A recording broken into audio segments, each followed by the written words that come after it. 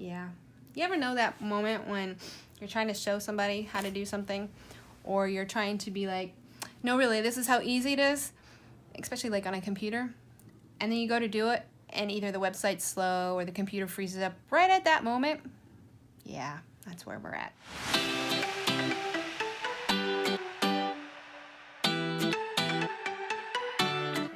I'm going to be using this iPhone 6 with a just a case on it. So the key is going to be any case you have, you're going to need it to be rounded. My iPhone 10 case is more square.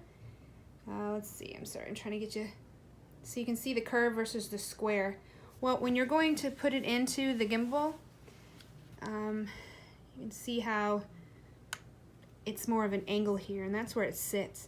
So having something square really doesn't seat as nice. Same with the actual where it braces the phone. As you can see here, it's more curved. So I'm actually looking at getting another case for my iPhone 10 because of the fact that it's so kind of square. Without the case, it works beautifully. It just makes me a little nervous. All right, so I'm gonna use this iPhone 6. And so the first thing you do is you slide it in. You want your port or the home button going towards this is the base, basically.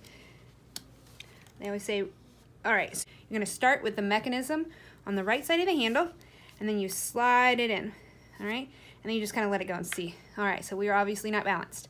The first place you balance when you flip it around is on the back, the arm here. And there's this little guy right there. So that's the one you do first. So you unscrew it, and it goes in and out. I don't know if you can see that very well. So you just tweak it, so you kind of squeeze it together until squeeze it together or pull it out until you get it balanced. Not really hard to do, except when you're trying to do it and not move a camera. All right, so then you tighten it down. And so we have it pretty balanced, a little bit more.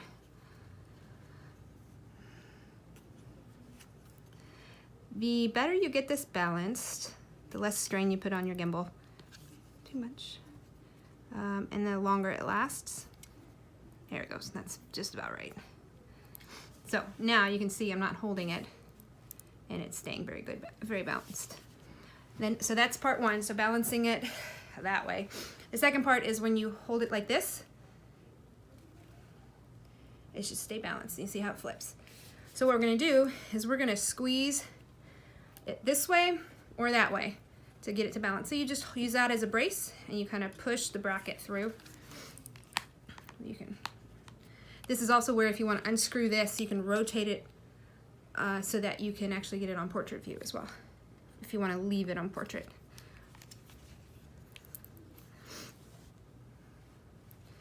So as you can see, it's more on that side, less on that side, so it probably needs to go this way until it stays like that. So now it's balanced. Just make sure it's nice and tight. So now when I hold it up, the motor is completely off, but I'm holding it, and it is staying balanced. So no matter where I turn it, it's doing pretty good. All right, so then what you do is once you turn it on, so then you're gonna turn it on like this.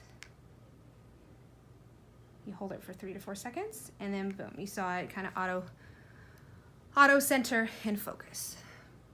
4 flashes means 100% charge, 3 means 75, 2 means 50, 1 means 25, and you should be charging it. And just so you're aware, if you try to set it down and you're like, oh, I think I'm just gonna go do something, it'll shake its head at you and say, no, don't do that. So don't recommend that. May or may not have done that once or twice. And then you gotta try and undo it. There it goes. All right, so this is what it looks like when it's been balanced and it is on.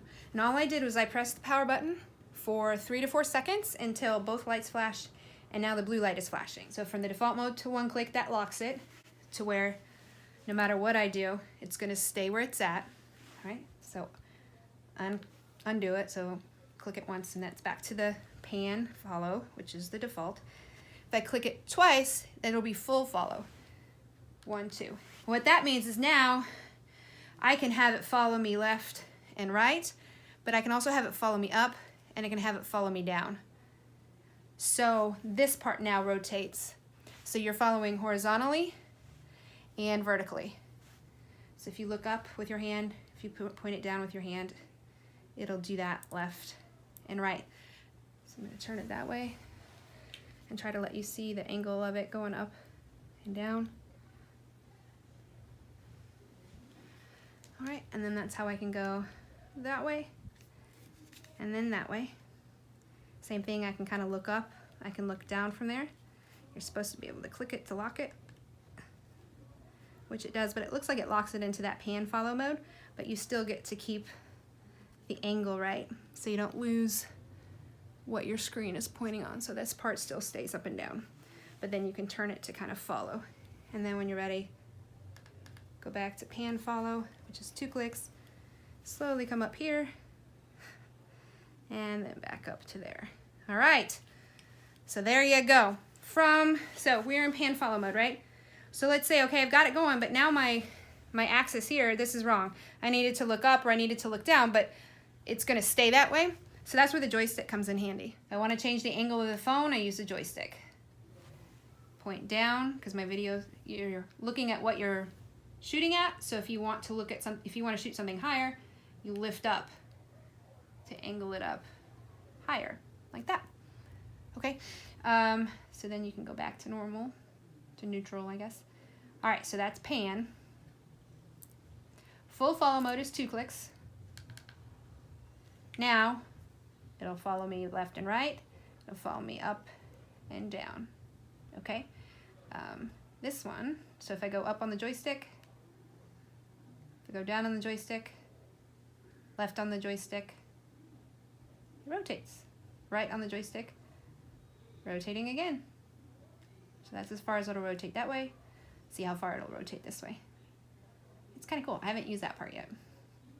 I've just mainly done the left and the up and the down. And on this one it doesn't do it because you just tilt, you use your arm to point it in the direction it needs to. So the only one that's locked is that rotation. So now you can rotate it using left and right. All right, so that's the 2 clicks, which is the full follow. So let's go back to 1 click, which is the pan follow. But when you, yep, so there you go. So now pan follow, let's go up. So now you have access to this one because this one is locked otherwise. That one. Let's see what left and right does. Doesn't do anything. Okay, so now we're gonna lock it. Okay, so now it's gonna keep it facing the direction you had it in. So see when you go up, so it's moving it, you get that full back, you get the tilt. Let's see what happens when you go left and right. Left. Oh, it actually swivels for you. And then right. I don't know that it does. It's pretty fancy. And it does do 360, so it will completely turn around. I'll just keep it going. I'm pressing it. I want it to look up.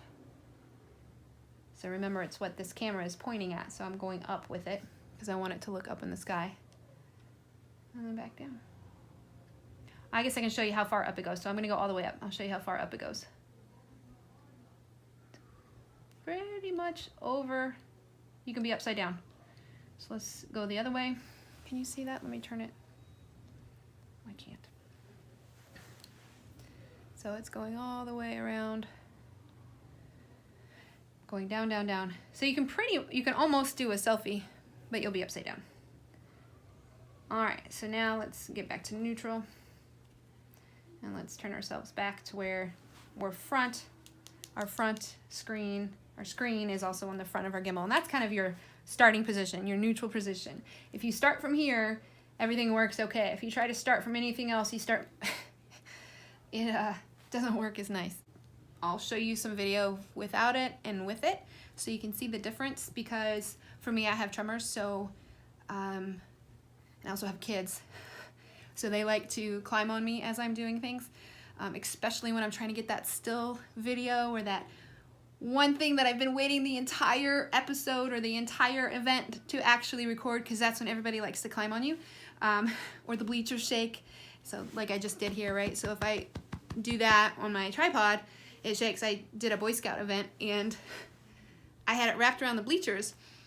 Well, right during the time when my son's, it was a Pinewood Derby thing, so right during the time when my son's car started to come down, another random kid was kicking the bleachers. So the entire time, the whole video's got this shake and you can't really tell. And I'm like, no.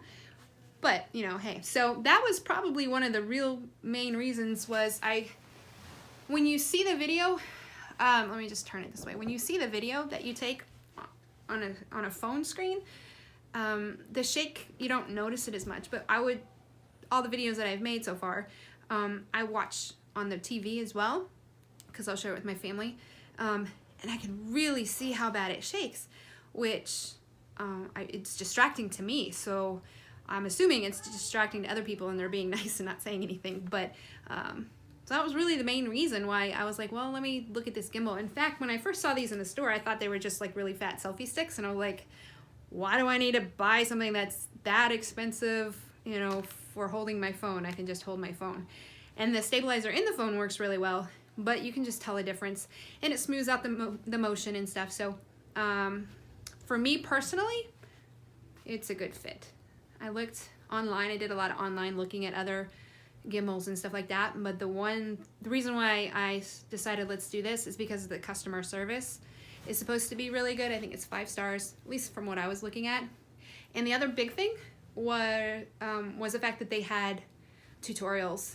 So before I even got this, while I was waiting for it or thinking about it, I was just looking at all the how-to videos of how to use it. So by the time I got here, which is good, because like I said, there's some typos and things that aren't quite right in here, but those videos, they literally walk you through it. So like it a lot. Like I said, I've had it for about a week now. I've been walking around getting used to it. It's not too heavy. Right now I have kind of a shoulder issue, so I end up wearing it or using it on my left arm more. But even for my right, it's really not heavy. It's just the fact of holding up any sort of phone or camera for long periods of time can be an issue. So a lot of times let's see if I can get this to off lock. All right, back to pan follow, right? Because we're panning with us.